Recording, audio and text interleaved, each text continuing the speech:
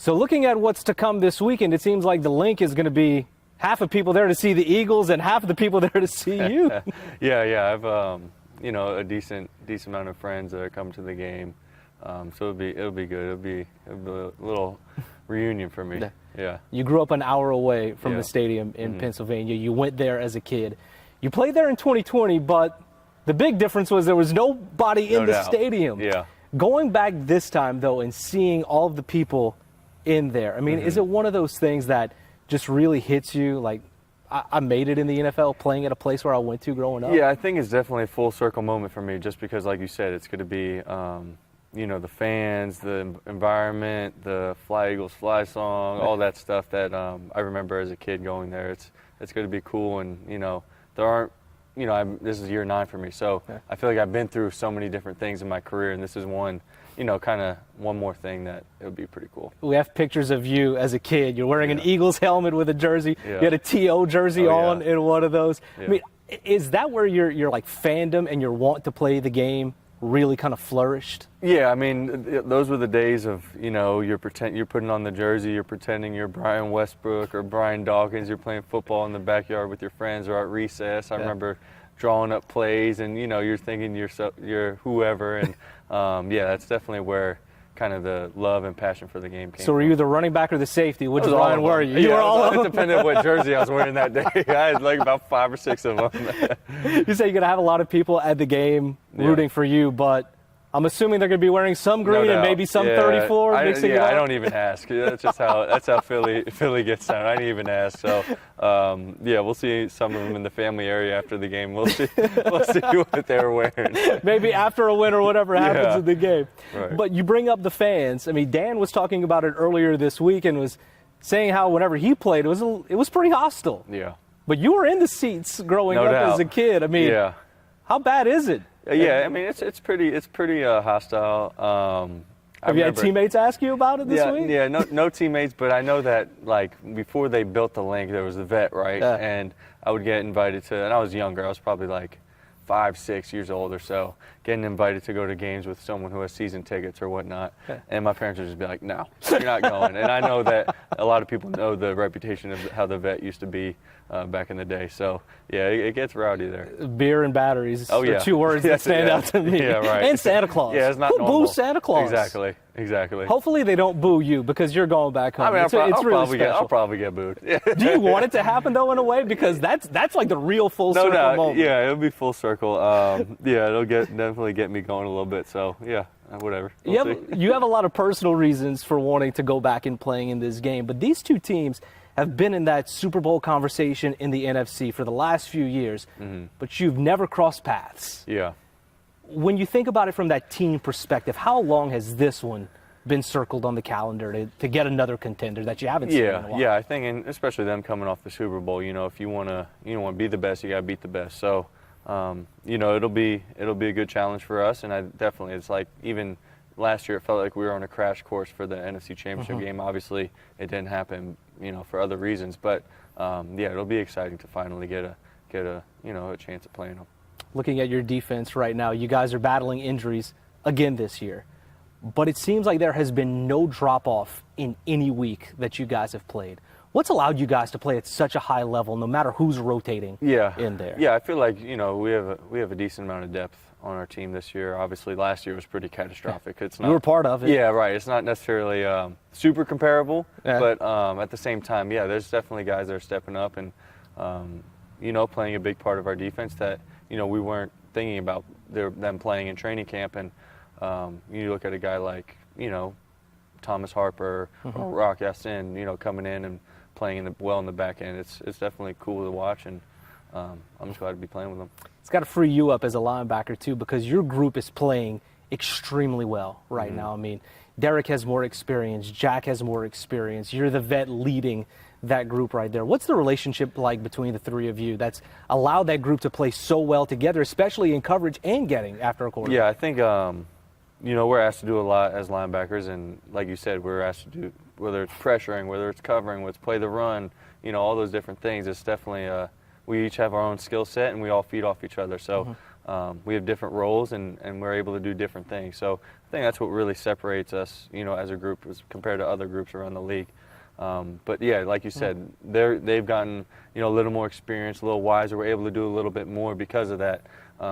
So it's fun playing with guys that kind of are on the same wavelength as you, as a veteran. It also helps when your defensive coordinator is a former linebacker in the NFL. You and Shep got here the same year. You've really risen in Detroit together in a way, because he was an outside linebackers coach. Your first year was 2021. How much has he reinvigorated that side of the ball for you guys this year? A ton. I think that, he does a great job of, keeping guys accountable, myself included, even as a 9-year player. Not letting things slip from the standard. And as the season gets going a little bit and you're winning games and you're doing that kind of sometimes drops off with, as you win games, because you're not necessarily it's like, it's good enough. Yeah, it's good enough. And, I think that's one thing that separates him. He's just looking at every little nook and cranny to see how we can be better. And, that really stems for him from the passion of the game that he has. What impact has he had on you as a player, though? Because it's not often you get a coach who's played your position, has been in your shoes. Yeah, before. And also he's been my coach for, from 2022 to, I've been with him, probably more days with him than with my own family, at least during the season. Yeah. So, we, as linebackers, we know exactly what he's thinking, and, he relies on us to kind of get the defense going or get the defense lined up or, kind of echo what he's thinking to the defense. So, we definitely have that close relationship. He said in a press conference the other day that he trusts you or Jack to go out there and make whatever call you want. When you have that type of confidence coming from your coach, how does that make you feel as a player, knowing that you have his full support no matter what call you want to make on the field? No doubt. I think it's important, especially as linebackers, for what we're asked to do in this defense. So to be able to have that freedom and kind of have that, we're smart enough and we know enough to make certain checks or whatnot in the game, and not all coaches are like that, because they want to save their own butt and be like, oh no, like, you do it my way. But Shep's really about winning and getting the best call in. You guys are asked to do a lot as linebackers, and now you're facing an offense who can do a lot. The numbers for Philly this year really don't jump out, but they have a burner who can go over the top. They have an all-around possession receiver. They have a great tight end. They have one of the best lines in football.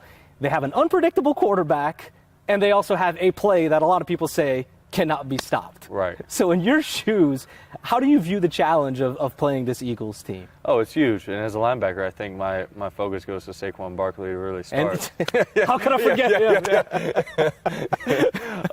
him? So, in the run game, we got to be, gap sound. We got to, whether it's, times to play your gap in another, you got to make sure you're right in the run game, and you can't guess. So that'll be important. And obviously in the pass game, like you mentioned, they have so many weapons that, they could take the top off. They can do these intermediate routes. They can do their screen game. They could run the ball with the quarterback. It's a lot on our plate, and, it'd be a good challenge. One of the more versatile offenses, you would say, that you guys might face this year? Yeah, I think that for sure. I think that just their ability to, just not knock you off the ball. You know what I mean? Just like they're just going to run straight downhill, and then they can do their RPO stuff off of it, their zone read off of it. It's just not a lot of teams can do that, and it's definitely a challenge for us defensively. Looking at this year, you said in the offseason that you wanted to retire a Lion, but the reality of the NFL is you're going into the final year of your contract here in Detroit. The NFL is always unpredictable. But does this year, knowing that you were here from the ground up, add to the urgency of wanting to do something special with this group? Yeah, for sure. I think that, it's disregard anything with my career or contract. It's like, this is the last time that this specific team will be together. Yeah. And, if we can make a run at it this year, with it, whatever how it shakes out, come playoff time, I think that has to be your focus, and be the most urgent you can be, because you never know when it's gonna be your last playoff run. It could be, you just don't know, and that's why there's urgency there. Just as a team, as an individual, you just never know. So, one last question for you. You are a fan favorite because you've been here for a while now. You've been one of those pillar guys from the ground up work that you guys have done. Everybody sees 34, but I think the one thing that people notice about you is the long blonde hair flowing out of the helmet. First question, when's the last time that you cut it? Yeah. And how long have you kept this going, and why have you wanted to keep it going? Yeah, so I had, I mean, to start, I started with a buzz cut in college my sophomore year, and I had a buddy, a teammate, Naran Ball, who actually passed away a few years ago. He was like, bro, you got to grow your hair out. And I was like, okay, I'll do it. And my girlfriend at the time, who's now my wife, Lindsay, was like, don't do it, whatever. I went through the whole awkward stage, went through all, you know, just all the hair flipping and stuff like that, and then finally got long. And, you know, just one of those things where it's like, okay, I don't have any tattoos or anything cool like that, so I guess it's my your calling card. It's my calling card. So yeah, it's you know, I've had it for a long time now, so since my sophomore year of college. Why do you keep it going? I mean, it is just what it is. I don't want to be like Samson, cut it off and lose my powers. I can't do that. Not at all. How long can you keep it going? I get trims. Okay. You know, every, you know, couple times a year just to get a few inches off. What would it take to buzz it, though? Is it like... Oh, I don't know. I think at this point I just got to keep it till I'm done playing, and then I'll cut it off. Do you know what? That is a great way to say you're retiring from the NFL. Yeah, just go get a haircut. That's the perfect thing to do. That's the Agreed. Any shampoo commercials yet? Like anything in the works? Because I mean, no. that's more than a decade of dedication that you got going right now. I know. I saw Hutch got the Head and Shoulders. I was like, that should be me. I'm just kidding. Nah, he cut his hair though. Like he didn't commit to it. Come on. Yeah, I guess I got to make more plays against some shampoo commercials.